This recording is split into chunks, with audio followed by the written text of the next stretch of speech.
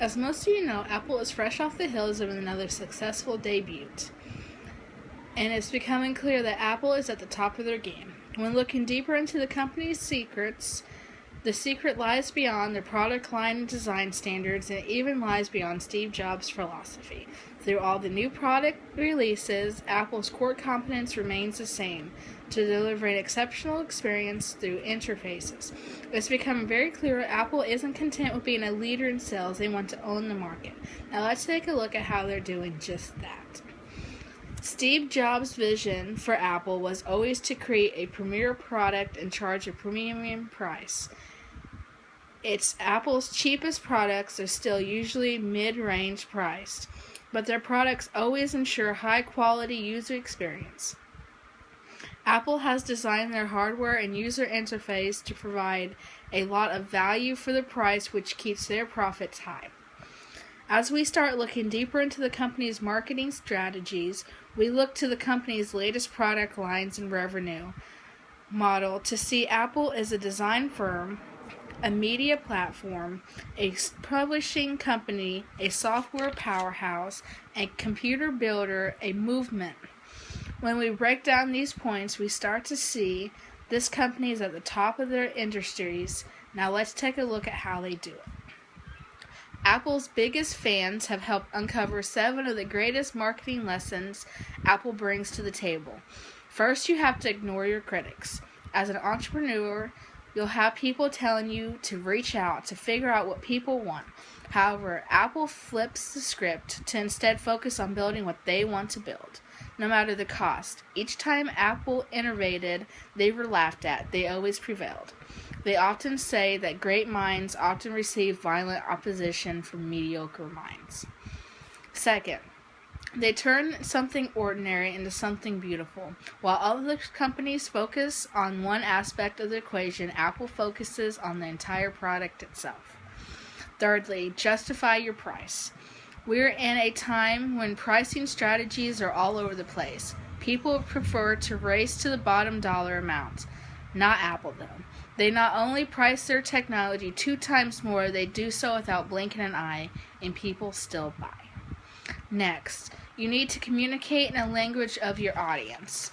If you take a look at Apple's page compared to other companies, you would find that while they discuss product specifics and product information, it is often hidden behind the benefits that the audience is actually after. Next, you need to extend the experience. If you've never heard of unboxing, go online and YouTube it. Apple has legions of people that record the actual process of unwrapping their newly purchased Apple products. Apple likes to make sure that the experience doesn't end at the cash register. Next, you need to build the tribe.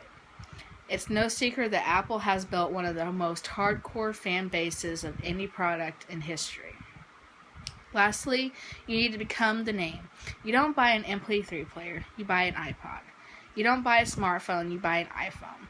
They have engineered iTunes as one of the most major music providers yet, and they want everything to have to compare to their products.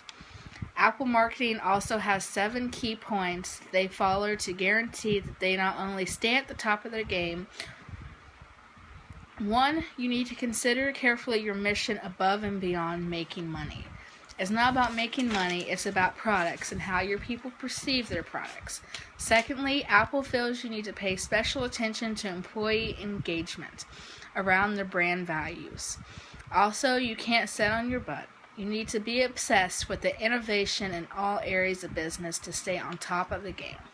Fourthly, you need to be bold and good at marketing skills, meaning you should be obsessed with user experience. The product needs to look good inside and out. Finally, a person needs to strive to control as much of your chain of communication and channel of distribution, and always worry about the data. The second important part of business equation is the branding. Apple has a branding strategy that focuses on emotions. The starting point for Apple is how the product experiences makes you feel. The brand's personality is all about lifestyle, imagination, liberty gained, innovation, passion, hopes, dreams, and aspirations. The brand also is greatly based on simplicity. They want it to be simple to use, easy, and fast. Once Apple has completed their products, it all comes down to how well you can advertise the product, on whether or not people will want to buy it. Apple has two different strategies that they use by their CEOs. First was Steve Jobs. He came up with a 4-point strategy to use to advertise new products. First, he thought you should offer a small number of products. The smaller amount, the more people's going to want to race to get them. Secondly, you need to focus on the high end, then give priority to profits over market share. Next, he thought that Apple could create a halo effect that makes people strive for new products. If you buy it, buy it, buy it. After the death of Steve Jobs, the new Apple CEO, Tim Cook, stated that Apple never had an objective to sell a low-cost phone. Our primary objective, he said, is to sell a great experience, and we figured out a way to do it at a lower cost. Next, Apple has attempted to increase their market demand for its product through differentiation, which entails marketing its products unique and attractive to consumers. Company products have always been designed to be ahead of the curve compared to its peers. Apple made their phones first, they made the iPad first, they made the iWatch, they had iTunes. They did everything they did it first, so that everyone has to compare to their products now. Lastly, Apple uses a retail strategy called minimum advertised price, MAP. The minimum advertised pricing policies prohibit resellers from advertising a manufacturer's product below a certain minimum price. This ensures that no matter what store you go to, they have a set price they can price their products at. So Apple still gets a lot of money from the products, even though you get it at a cheaper price. Apple's strategies are working for them really well. They are the #1 consumer product maker in the United States today.